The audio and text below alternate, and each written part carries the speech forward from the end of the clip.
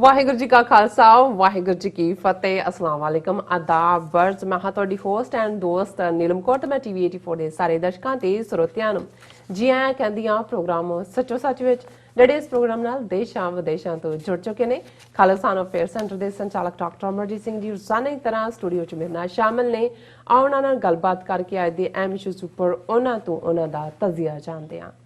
ਜੀ ਡਾਕਟਰ ਸਾਹਿਬ ਵਾਹਿਗੁਰੂ ਜੀ ਕਾ ਖਾਲਸਾ ਵਾਹਿਗੁਰੂ ਜੀ ਕੀ ਫਤਿਹ हाँ जी नीलम कौर जी ਤੁਹਾਨੂੰ ਵੀ ਤੇ ਦੁਨੀਆ ਭਰ 'ਚ ਬੈਠੇ ਸਾਡੇ ਟੀਵੀ 84 ਦੇ ਬਹੁਤ ਹੀ ਪਿਆਰੇ ਸਿਆਣੇ ਸੋਹਣੇ ਸੁਨੱਖੇ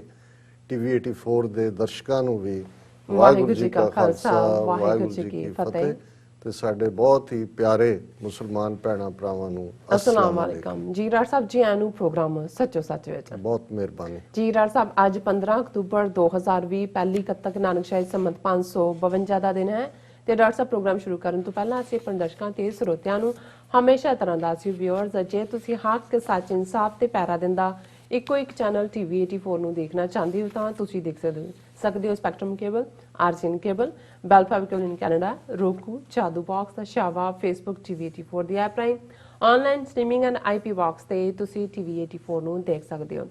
ਵਿਊਅਰਸ ਜੇ ਤੁਸੀਂ ਟੀਵੀ 84 ਨਾਲ ਜਾਂ ਪ੍ਰੋਗਰਾਮ ਸੱਚੋ ਸੱਚ ਨਾਲ ਫੇਸਬੁੱਕ ਰਾਹੀਂ ਜੁੜੇ ਤਾਂ ਇਸ ਨੂੰ ਵੱਧ ਤੋਂ ਵੱਧ ਲਾਈਕ ਕਰੋ ਤੇ ਸ਼ੇਅਰ ਕਰੋ ਅਤੇ ਨਾਲ ਹੀ YouTube ਤੇ ਸਬਸਕ੍ਰਾਈਬ ਵੀ ਕਰੋ ਇਹ ਵੀ ਦੱਸ ਦੇ ਕਿ ਤੁਸੀਂ ਟੀਵੀ 84 ਦੀ ਐਪ ਨੂੰ ਐਂਡਰੋਇਡ ਐਂਡ ਐਪ ਸਟੋਰ ਤੇ ਡਾਊਨਲੋਡ ਕਰਕੇ ਜੋ ਟੀਵੀ 84 ਦੀ ਲਾਈਵ ਸਟ੍ਰੀਮ ਹੈ ਉਸ ਨੂੰ ਤੁਸੀਂ 24 ਆਵਰਸ ਦੇਖ ਸਕਦੇ ਹੋ ਵਿਊਅਰਸ ਹੁਣ ਅਸੀਂ ਆਪਣੇ ਪ੍ਰੋਗਰਾਮ ਦੀ ਸ਼ੁਰੂਆਤ ਕਰਨ ਜਾ ਰਹੇ ਹਾਂ ਅੱਜ ਦੇ ਪਹਿਲੇ ਅਹਿਮ ਇਸ਼ੂ ਦੇ ਨਾਲ ਔਰ ਜਿਹੜੇ ਕਰੰਟ ਇਸ਼ੂਜ਼ ਦੇ ਨਾਲ ਜਿਹੜੇ ਹੋਰ ਵੀ ਨਾਲ ਇਸ ਦੇ ਨਾਲ ਸੰਬੰਧਿਤ ਜਿਹੜੇ ਵੀ ਇਸ਼ੂ ਹੋਣਗੇ ਉਸ ਦੇ ਬਾਰੇ ਵੀ ਵਿਚਾਰ ਚਰਚਾ ਕੀਤੀ ਜਾਏਗੀ ਸੋ ਪਹਿਲੇ ਅਹਿਮ ਇਸ਼ੂ ਦੇ ਵਿੱਚ ਆਪਾਂ ਗੱਲਬਾਤ ਕਰਨ ਜਾ ਰਹੇ ਹਾਂ ਭਾਰਤ ਤੇ ਪਾਕਿਸਤਾਨ ਦੇ ਹਵਾਲੇ ਨਾਲ ਕਿ ਕਿਸ ਤਰ੍ਹਾਂ ਪਾਕਿਸਤਾਨ ਦੇ ਸਿਕਿਉਰਿਟੀ ਐਡਵਾਈਜ਼ਰ ਵੱਲੋਂ ਜਿਹੜੀ ਭਾਰਤੀ ਮੀਡੀਆ ਵੱਲੋਂ ਦਿੱਤੇ ਇੱਕ ਇੰਟਰਵਿਊ ਵਿੱਚ ਕਿਹਾ ਗਿਆ ਸੀ ਕਿ ਭਾਰਤ ਵੱਲੋਂ ਪਾਕਿਸਤਾਨ ਨੂੰ ਗੱਲਬਾਤ ਲਈ ਸੁਨੇਹੇ ਭੇਜੇ ਜਾ ਰਹੇ ਹਨ ਪਰ ਪਾਕਿਸਤਾਨ ਨੂੰ ਗੱਲਬਾਤ ਸ਼ੁਰੂ ਕਰਨ ਲਈ ਜਿਹੜੀਆਂ ਉਹ ਸ਼ਰਤਾਂ ਰੱਖੀਆਂ ਹਨ ਸੋ ਭਾਰਤੀ ਵਿਦੇਸ਼ ਮੰਤਰਾਲੇ ਵੱਲੋਂ ਇਸ ਦਾ ਜਿਹੜਾ ਹੈ ਖੰਡਨ ਕੀਤਾ ਗਿਆ ਹੈ ਔਰ ਕਿਹਾ ਗਿਆ ਹੈ ਕਿ ਇਸ ਕਿਸਮ ਦਾ ਕੋਈ ਵੀ ਮੈਸੇਜ ਜਿਹੜਾ ਹੈ ਪਾਕਿਸਤਾਨ ਨੂੰ ਨਹੀਂ ਦਿੱਤਾ ਗਿਆ ਹੁਣ ਇਸ ਇਸ਼ੂ ਨੂੰ ਲੈ ਕੇ ਜਿਹੜਾ ਬਹਿਸ ਮੁਬਾਸਾ ਜਿਹੜਾ ਉਹ ਸ਼ੁਰੂ ਹੋ ਗਿਆ ਹੈ ਸੋ ਇਸ ਇਸ਼ੂ ਦੀ ਆਪਾਂ ਚੀਰ-ਫਾੜ ਕਰਨ ਜਾ ਰਹੇ ਹਾਂ ਸੋ ਚੀਰ-ਫਾੜ ਕਰਨ ਦੇ ਲਈ ਜਿਹੜਾ ਨਾਈਫ ਹੈ ਆਪਾਂ ਡਾਕਟਰ ਸਾਹਿਬ ਨੂੰ ਦੇਣ ਜਾ ਰਹੇ ਹਾਂ ਸੋ ਅਸੀਂ ਚਾਹਾਂਗੇ ਕਿ ਤੁਸੀਂ ਸਾਡੇ ਨਾਲ ਸਟਾਰਟਿੰਗ ਤੋਂ ਲੈ ਕੇ ਐਂਡ ਤੱਕ ਇਸੇ ਤਰ੍ਹਾਂ ਹੀ ਬਣੇ ਰਹਿਣਾ ਦੇਖਣ ਸੁਣੀ ਤੁਹਾਡਾ ਸਭ ਦਾ ਬਹੁਤ ਬਹੁਤ ਸ਼ੁਕਰੀਆ ਡਾਕਟਰ ਸਾਹਿਬ ਐ ਫੜੋ ਨਾਈਫ ਤੇ ਕਰ ਦੋ ਚੀਰ-ਫਾੜ ਪਹਿਲੇ ਮੁੱਦੇ ਦੀ ਦੇਖੋ ਵੈਸੇ ਇੰਨਾ ਵੀ ਡੂੰਘਾ ਕੈਂਸਰ ਨਹੀਂ ਹੈ ਕਿ ਬਹੁਤ ਡੂੰਘਾ ਜਿਹੜਾ ਉਹ ਚੀਰਾ ਦੇਣ ਦੀ ਲੋੜ ਹੈ ਜੀ ਕੱਲ ਅਸੀਂ ਇਹ ਡਿਸਕਸ ਕੀਤਾ ਸੀ ਔਰ ਜ਼ਾਹਰ ਹੈ ਕਿ ਮੈਨੂੰ ਇਹ ਐਕਸਪੈਕਟੇਸ਼ਨ ਵੀ ਸੀ ਕਿ ਇਸ ਦੇ ਉੱਤੇ ਇੰਡੀਅਨ ਗਵਰਨਮੈਂਟ ਮੀਡੀਆ ਕੀ ਰਿਐਕਟ ਕਰੇਗਾ ਕਿਉਂਕਿ ਗੱਲ ਕੱਲੀ ਜਿਹੜੀ ਹੈ ਮੋਇਦ ਯੂਸਫ ਜਿਹੜੇ ਨੈਸ਼ਨਲ ਸਿਕਿਉਰਿਟੀ ਐਡਵਾਈਜ਼ਰ ਨੇ ਪਾਕਿਸਤਾਨ ਦੇ ਔਰ ਜਿਨ੍ਹਾਂ ਨੇ ਕਰਨ ਥਾਪਰ ਨੂੰ ਜਿਹੜਾ ਇੰਟਰਵਿਊ ਦਿੱਤਾ ਪਹਿਲਾਂ ਸੀ ਜਦੋਂ ਤੋਂ ਕਸ਼ਮੀਰ ਜੰਮੂ ਕਸ਼ਮੀਰ ਦਾ ਸਟੇਟਸ ਇਹਨਾਂ ਨੇ ਖਤਮ ਕੀਤਾ ਔਰ ਯੂਨੀਅਨ ਟੈਰੀਟਰੀਜ਼ ਬਣਾ ਦਿੱਤਾ ਆਰਟੀਕਲ 370 35A ਖਤਮ ਕੀਤਾ ਕਿ ਪਾਕਿਸਤਾਨ ਦੇ ਇਸ ਲੈਵਲ ਦੇ ਆਫੀਸ਼ੀਅਲ ਨੇ ਕਿਸੇ ਇੰਡੀਅਨ ਮੀਡੀਆ ਦੇ ਨਾਲ ਗੱਲ ਕੀਤੀ ਔਰ ਉਹਦੇ 'ਚ ਉਹਨਾਂ ਨੇ ਇਹ ਕਿਹਾ ਸੀ ਕਿ ਇਸ ਪਿਛਲੇ ਸਾਲ ਦੇ ਦੌਰਾਨ ਬਹੁਤ ਸਾਰੇ ਮੈਸੇजेस ਇੰਡੀਅਨ ਗਵਰਨਮੈਂਟ ਵੱਲੋਂ ਗੱਲਬਾਤ ਲਈ ਵੀ ਆਏ ਨੇ ਪਰ ਅਸੀਂ ਜਿਹੜਾ ਹੈ ਉਹ ਇਸ ਲਈ ਉਹਨਾਂ ਨੇ ਕੁਝ ਪ੍ਰੀ ਕੰਡੀਸ਼ਨਸ ਦੀ ਗੱਲ ਕੀਤੀ ਜਿਹਦੇ 'ਚ ਸੀ ਕਿ ਇਸ ਨੂੰ ਜੋ ਕਸ਼ਮੀਰ 'ਚ ਚੱਲ ਰਿਹਾ ਹੈ ਇਸ ਨੂੰ ਖਤਮ ਕੀਤਾ ਜਾਏ ਜੋ ਜ਼ੁਲਮ ਹੈ ਫੌਜ ਵਾਪਸ ਹਟੇ ਔਰ ਡੋਮਿਸਾਈਲ ਵਾਲਾ ਪਾਰਟ ਖਤਮ ਹੋਏ ਦੂਸਰਾ ਉਹਦੇ 'ਚ ਇੰਟਰਸਟਿੰਗਲੀ ਆਰਟੀਕਲ 370 ਨੂੰ ਰੀਸਟੋਰ ਕਰਨ ਜਾਂ 35A ਨੂੰ ਰੀਸਟੋਰ ਕਰਨ ਦੀ ਗੱਲ ਨਹੀਂ ਸੀ ਔਰ ਉਹਦੇ ਤੇ ਮੈਂ ਵੀ ਜਾਣ ਬੁੱਝ ਕੇ ਇਹਦਾ ਨੋਟਿਸ ਨਹੀਂ ਸੀ ਲਿਆ ਕਿਉਂਕਿ ਮੈਨੂੰ ਇੱਕ ਪਾਸੇ ਇਸ ਗੱਲ ਦਾ ਵੀ ਅਹਿਸਾਸ ਸੀ ਜਾਂ ਪਤਾ ਹੈ ਕਿ ਪਾਕਿਸਤਾਨ ਨੇ ਕਦੇ ਵੀ ਆਫੀਸ਼ੀਅਲੀ ਆਰਟੀਕਲ 370 ਜਾਂ 35A ਨੂੰ ਮਾਨਤਾ ਨਹੀਂ ਦਿੱਤੀ ਕਿਉਂਕਿ ਪਾਕਿਸਤਾਨ ਦਾ ਇਹ ਤਾਂ ਇਹਨਾਂ ਨੇ ਬਾਅਦ ਦੇ ਵਿੱਚ ਇਨਸਰਟ ਕੀਤੇ 49 ਚ ਜਦੋਂ UN ਸਿਕਿਉਰਿਟੀ ਕਾਉਂਸਲ ਨੇ ਜਿਹੜਾ ਰੈਜ਼ੋਲੂਸ਼ਨ ਕੀਤਾ ਇੰਡੀਆ ਖੁਦ ਹੀ ਜੰਮੂ ਕਸ਼ਮੀਰ ਦਾ ਕੇਸ ਲੈ ਕੇ ਗਿਆ ਸਿਕਿਉਰਿਟੀ ਕਾਉਂਸਲ ਚ ਤੇ ਉਹਨਾਂ ਨੇ ਦੋਨੋਂ ਪਾਸੇ ਜਿਹੜਾ ਹਿੱਸਾ ਪਾਕਿਸਤਾਨ ਦੇ ਕੋਲ ਹੈ ਆਜ਼ਾਦ ਕਸ਼ਮੀਰ ਜਿਹਨੂੰ ਕਹਿੰਦੇ ਨੇ ਔਰ ਇਧਰ ਜਿਹੜਾ ਇੰਡੀਅਨ ਆਕੂਪਾਈਡ ਜੰਮੂ ਕਸ਼ਮੀਰ ਹੈ ਉਹਨਾਂ 'ਚ ਜਿਹੜੀ ਹੈ ਪਲੇਬਿਸਾਈਟ, ਜਿਹਨੂੰ ਰਾਏਸ਼ੁਮਾਰੀ ਕਿਹਾ ਜਾਂਦਾ ਹੈ, ਉਹ ਕਰਵਾਉਣ ਦਾ ਜਿਹੜਾ ਉਹ ਮਤਾ ਪਕਾਇਆ, ਤਾਂ ਕਿ ਲੋਕ ਡਿਸਾਈਡ ਕਰਨ ਕਿ ਉਹ ਭਾਰਤ ਜਾਂ ਪਾਕਿਸਤਾਨ 'ਚੋਂ ਕਿਹਦੇ ਨਾਲ ਜਾਣਾ ਚਾਹੁੰਦੇ ਨੇ। ਸੋ ਇਸ ਨੂੰ ਡਿਲਿਊਟ ਕਰਨ ਲਈ ਹੀ ਪਲੇਬਿਸਾਈਟ ਦੀ ਗੱਲ ਨੂੰ ਬਾਅਦ 'ਚ ਆਰਟੀਕਲ 370 ਜਾਂ 35A ਕਨਸਟੀਟਿਊਸ਼ਨ ਦਾ ਹਿੱਸਾ ਬਣਦੇ ਨੇ। ਔਰ ਪਾਕਿਸਤਾਨ ਦੀ ਕਿਉਂਕਿ ਪੋਜੀਸ਼ਨ ਪਲੇਬਿਸਾਈਟ ਹੀ ਹੈ ਜੰਮੂ ਕਸ਼ਮੀਰ 'ਚ, ਇਸ ਲਈ ਤੁਸੀਂ ਕਿਸੇ ਚੀਜ਼ ਨੂੰ ਰੀਸਟੋਰ ਕਰਨ ਦੀ ਮੰਗ ਤਾਂ ਉਦੋਂ ਕਰਦੇ ਹੋ ਜਦੋਂ ਸਟੋਰ ਕੀਤਾ ਉਦੋਂ ਉਹਨੂੰ ਰੈਕਗਨਾਈਜ਼ ਕੀਤਾ ਹੋਵੇ। ਸੋ ਕਿਉਂਕਿ ਸਾਡੇ ਕੁਝ ਦਰਸ਼ਕਾਂ ਨੇ,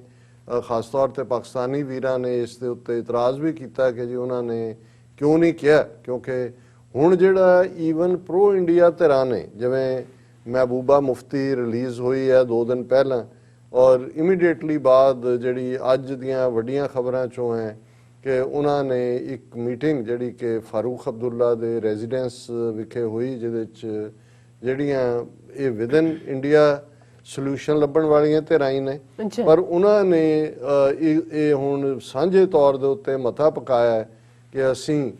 ਜਿਹੜਾ ਉਹ ਆਰਟੀਕਲ 370 ਔਰ 35A ਨੂੰ ਰੀਸਟੋਰ ਕਰਨ ਦੇ ਲਈ ਸੰਘਰਸ਼ ਕਰਾਂਗੇ। ਸੋ ਪਾਕਿਸਤਾਨ ਦੀ ਪੋਜੀਸ਼ਨ ਤਾਂ ਕਦੇ ਵੀ ਇਹਦੇ ਤੇ ਨਹੀਂ ਰਹੀ, ਹਾਲਾਂ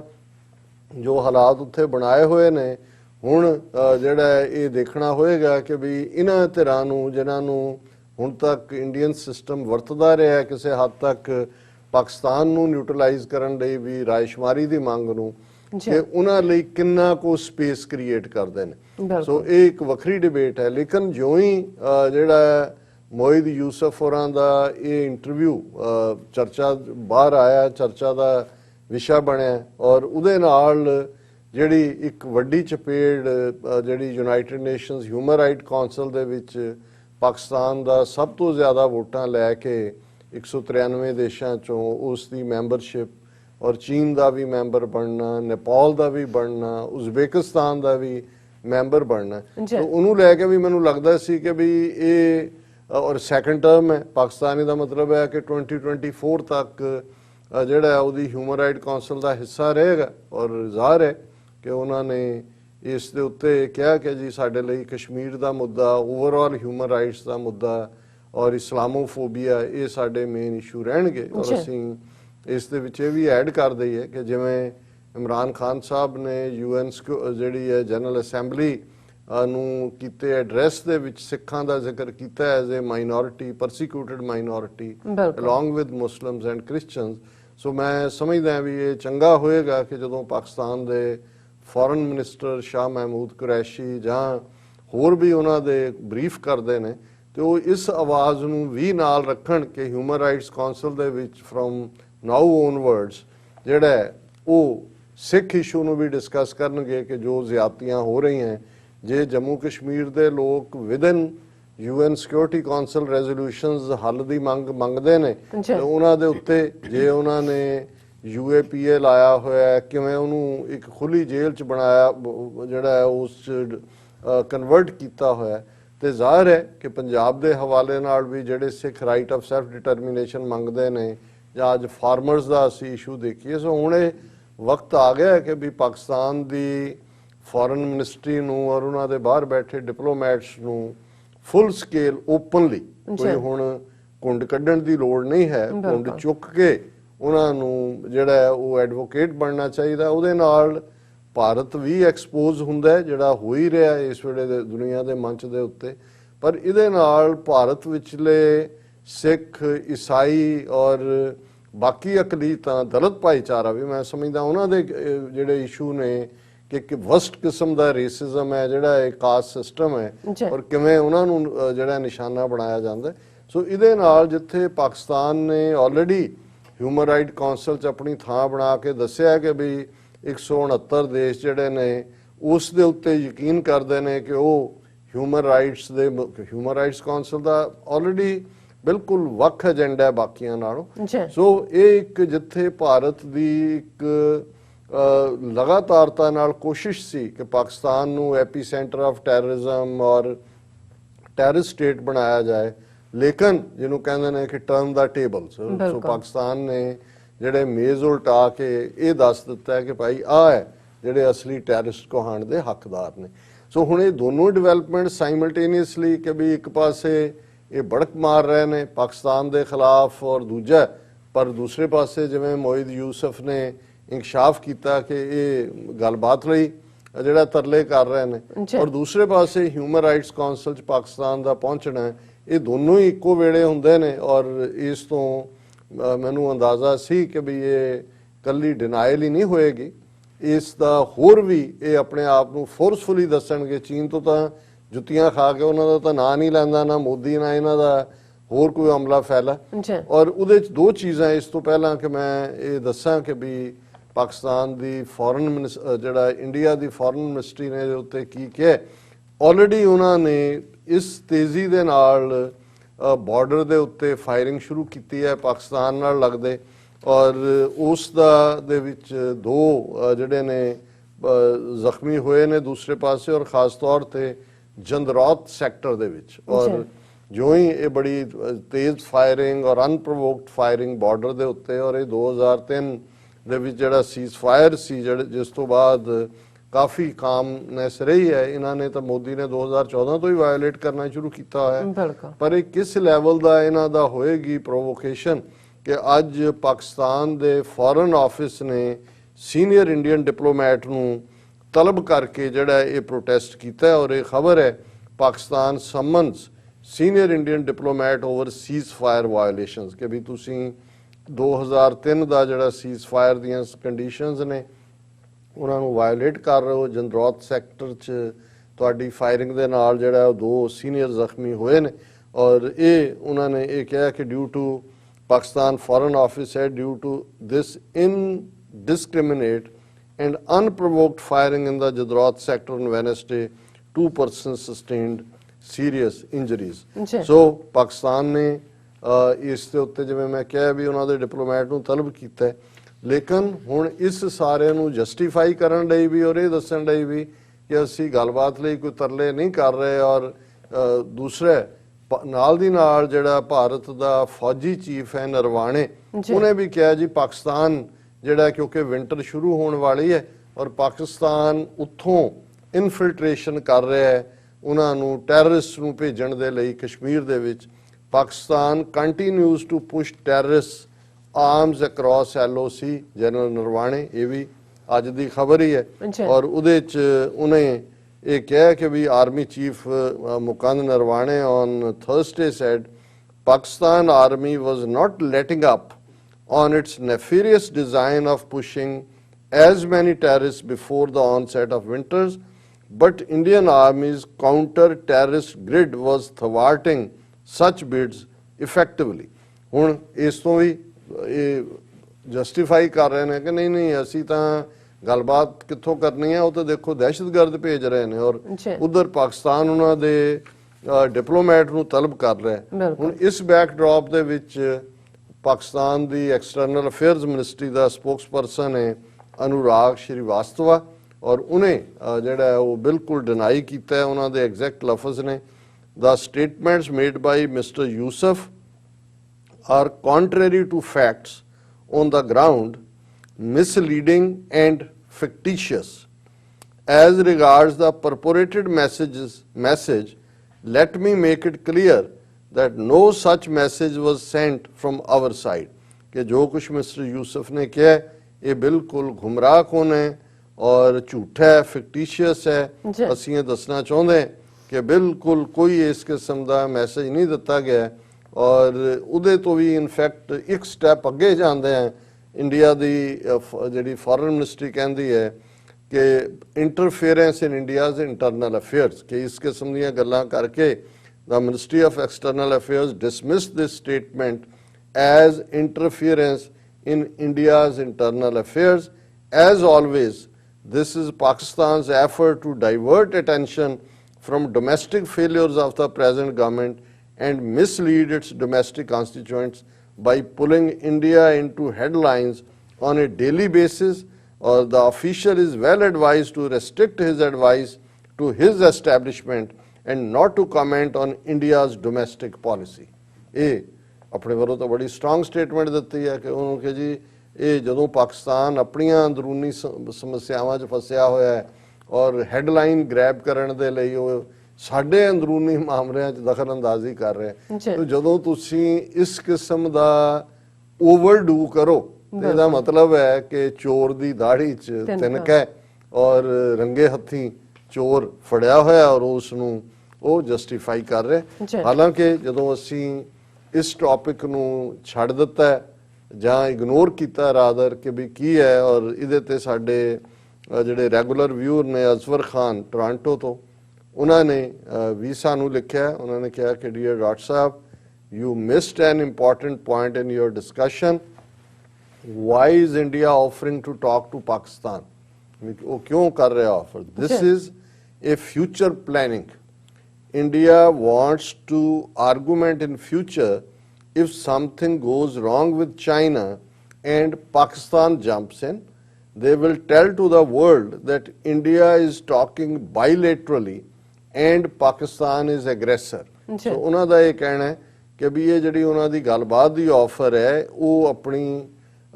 ਮੁਸਤਕਬਲ ਦੀ ਪਲੈਨਿੰਗ ਕਰ ਰਹੇ ਨੇ। ਉਹਨਾਂ ਨੂੰ ਪਤਾ ਹੈ ਕਿ ਵੀ ਚੀਨ ਨੇ ਅਲਟੀਮੇਟਲੀ ਕੁੱਟਣਾ ਔਰ ਪਾਕਿਸਤਾਨ ਔਰ ਚੀਨ ਇੱਕੋ ਹੀ ਲੈਵਲ ਦੇ ਉੱਤੇ ਖੁਦ ਹੀ ਇਹ ਡਬਲ ਡਾਕਟਰੀਨ ਦੀ ਗੱਲ ਕਰਦੇ ਰਹੇ ਨੇ ਕਿ ਵੀ ਪਾਕਿਸਤਾਨ ਜੰਪ ਕਰੇਗਾ ਹੀ ਉਹਦੇ 'ਚ। ਔਰ ਉਸ ਵੇਲੇ ਇੰਡੀਆ ਦੁਨੀਆ ਨੂੰ ਇਹ ਕਹਿਣ ਦੀ ਕੋਸ਼ਿਸ਼ ਕਰੇਗਾ, ਦੇਖੋ ਜੀ ਅਸੀਂ ਤਾਂ ਪਾਕਿਸਤਾਨ ਨਾਲ ਬਾਈਲੈਟਰਲ ਗੱਲਬਾਤ ਕਰ ਰਹੇ ਹਾਂ ਔਰ ਪਾਕਿਸਤਾਨ ਜਿਹੜਾ ਉਹ ਹਮਲਾਵਰ ਹੈ। ਸੋ ਉਹਨਾਂ ਨੇ ਕਿਹਾ, so Pakistan should not start any talk with India and capture the rare moment for Kashmir and Khalistan.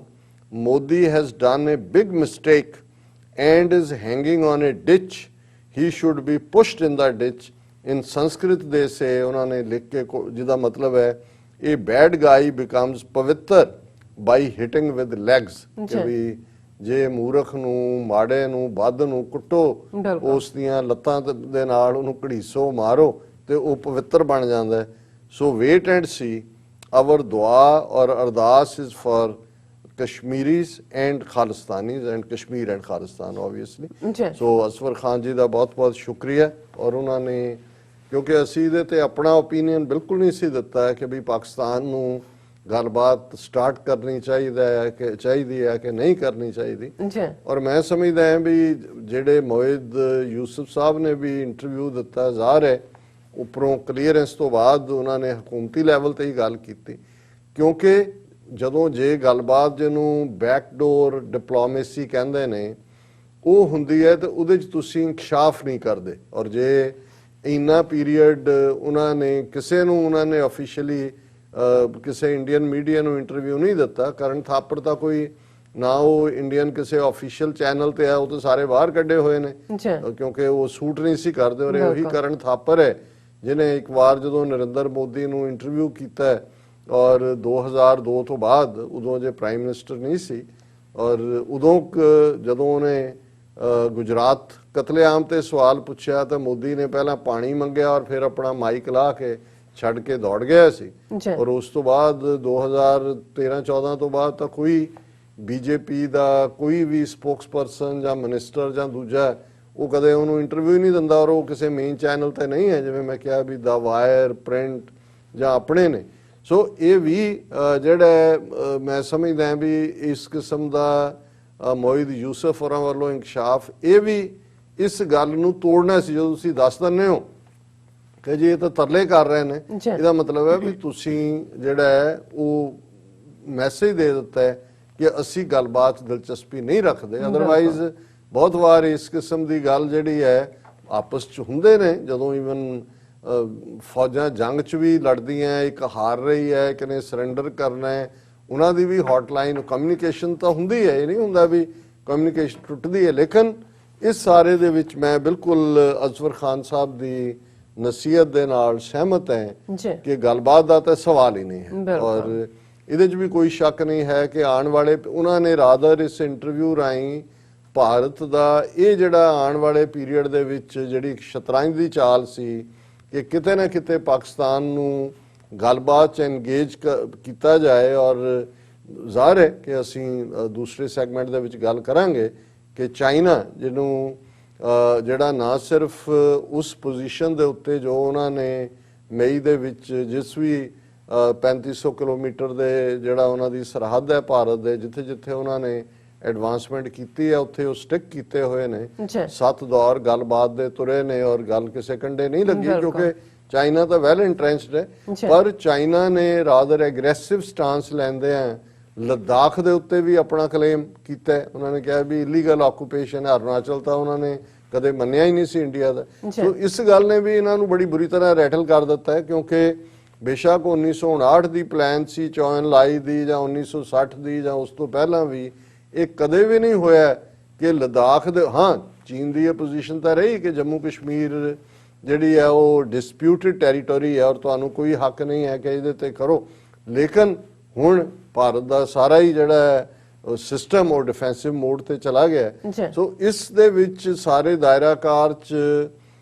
ਇਹਨਾਂ ਦੀ ਇਹ ਕੋਸ਼ਿਸ਼ ਜ਼ਰੂਰ ਹੋਏਗੀ ਕਿ ਉਹ ਕਿਤੇ ਨਾ ਕਿਤੇ ਪਾਕਿਸਤਾਨ ਨੂੰ ਗੱਲਬਾਤ ਦੇ ਵਿੱਚ ਐਨਗੇਜ ਕਰਨ, ਔਰ ਅਸੀਂ ਸਮਝਦੇ ਹਾਂ ਕਿ ਇਹ ਬਿਲਕੁਲ ਵਾਈਜ਼ ਲਾਈਨ ਲਈ ਹੈ ਮੋਹਿਦ ਯੂਸਫ ਹੋਰਾਂ ਨੇ ਕਿ ਵੀ ਉਹਨਾਂ ਨੇ ਇਹ ਸਰੇ ਬਾਜ਼ਾਰ ਇਹ ਭਾਂਡਾ ਫੋੜਿਆ ਕਿ ਭਾਈ ਇਹ ਤਰਲੇ ਕਰ ਰਹੇ ਨੇ, ਔਰ ਇਹਨਾਂ ਦੀ ਜਿਵੇਂ ਅਜ਼ਫਰ ਖਾਨ ਸਾਹਿਬ ਨੇ ਕਿਹਾ ਕਿ ਭਾਰਤ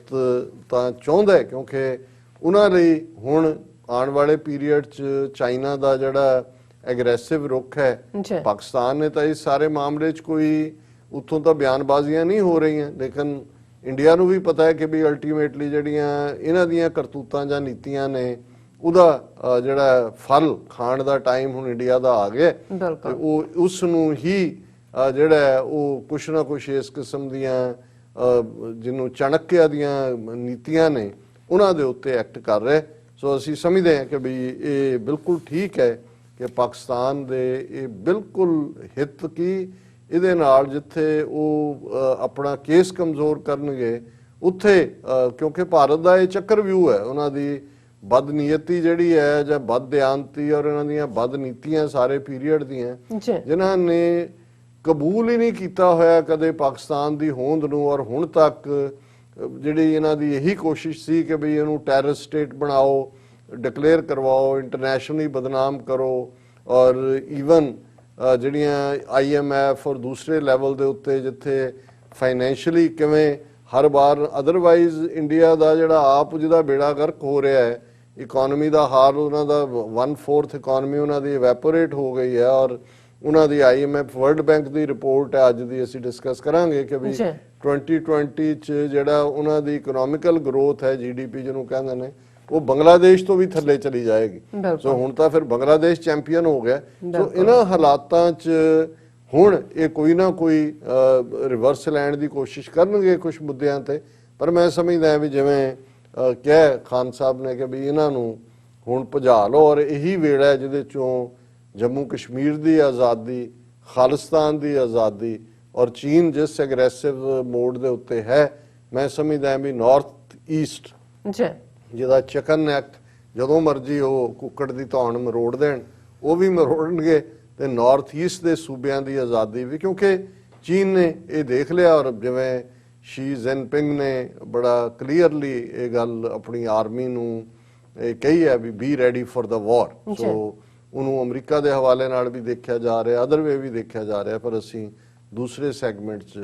ਲੱਦਾਖ ਇਸ਼ੂ ਔਰ ਕਿਵੇਂ ਇਸ ਸਾਰੇ ਦੇ ਨਾਲ ਹੁਣ ਇਹ ਰੈਟਲ ਹੋਏ ਨੇ ਇਸ ਦੇ ਉੱਤੇ ਗੱਲਬਾਤ। ਜੀ ਰਾਜ ਸਾਹਿਬ, ਤੁਹਾਡਾ ਬਹੁਤ ਬਹੁਤ ਸ਼ੁਕਰੀਆ, ਤੁਸੀਂ ਬੜੇ ਹੀ ਵਧੀਆ ਤਰੀਕੇ ਨਾਲ ਇਸ ਮੁੱਦੇ ਦੀ ਚੀਰਫਾੜ ਕੀਤੀ ਹੈ। ਸੋ ਆਸ ਕਰਦੇ ਹਾਂ ਕਿ ਸਾਡੇ ਦਰਸ਼ਕਾਂ ਨੂੰ ਇਹ ਚੀਰਫਾੜ ਪਸੰਦ ਆਈ ਹੋਏਗੀ। ਸੋ ਇੱਥੇ ਲੈਣੇ ਆ ਬ੍ਰੇਕ, ਪਰ ਬ੍ਰੇਕ ਤੇ ਜਾਣ ਤੋਂ ਪਹਿਲਾਂ ਅਸੀਂ ਆਪਣੇ ਦਰਸ਼ਕਾਂ ਤੇ ਸਰੋਤਿਆਂ ਨੂੰ ਹਮੇਸ਼ਾ ਤਰ੍ਹਾਂ ਅਪੀਲ ਤੇ ਬੇਨਤੀ ਕਰਦੇ ਵਿਊਅਰਸ, ਜਿਸ ਤਰ੍ਹਾਂ ਕਿ ਤੁਸੀਂ ਜਾਣਦੇ ਹੋ ਕਿ TV 84 ਹੱਕ ਸੱਚ ਇਨਸਾਫ ਦੀ ਜਿਹੜੀ ਆਵਾਜ਼ ਹੈ ਉਹ ਬੁਲੰਦ ਰੱਖ ਰਿਹਾ ਹੈ। ਸੋ ਅਸੀਂ ਚਾਹਾਂਗੇ ਕਿ ਤੁਸੀਂ TV 84 ਦੀ ਵੱਧ ਤੋਂ ਵੱਧ ਮਾਈਕ ਸਹਾਇਤਾ ਕਰੋ। ਤੁਸੀਂ ਆਪਣੀ ਮਾਈਕ ਸਹਾਇਤਾ ਸਾਡੀ ਵੈਬਸਾਈਟ TV84.tv ਤੇ ਜਾ ਕੇ ਪੇਪਲ ਦੀ ਵਰਤੋਂ ਕਰਕੇ 1 ਟਾਈਮ ਡੋਨੇਟ ਕਰ ਸਕਦੇ ਹੋ, ਮੰਥਲੀ ਡੋਨੇਟ ਵੀ ਕਰ ਸਕਦੇ ਹੋ। ਤੁਸੀਂ TV 84 ਦੇ ਨਾਮ ਤੇ ਚੈੱਕ ਬਣਾ ਕੇ ਸਾਨੂੰ ਮੇਲ ਵੀ ਕਰ ਸਕਦੇ ਹੋ ਸਾਡੇ ਇਸ ਪਤੇ ਤੇ 36-01 37th Avenue, Long Island city, New York 11101 USA, ਜਾਂ ਫਿਰ ਤੁਸੀਂ ਸਾਨੂੰ ਫੋਨ ਰਾਹੀਂ ਵੀ ਸੰਪਰਕ ਕਰ ਸਕਦੇ ਹੋ ਸਾਡੇ ਫੋਨ ਨੰਬਰ ਤੇ 5164060694। Thank you so much viewers. ਵਿਚਾਰਾਂ ਦਾ ਸਿਲਸਿਲਾ ਇਸ ਤਰ੍ਹਾਂ ਹੀ ਚੱਲਦਾ ਰਹੇਗਾ। ਮਿਲਦੇ ਹਾਂ ਛੋਟੇ ਜਿਹੇ ਬ੍ਰੇਕ ਤੋਂ ਬਾਅਦ।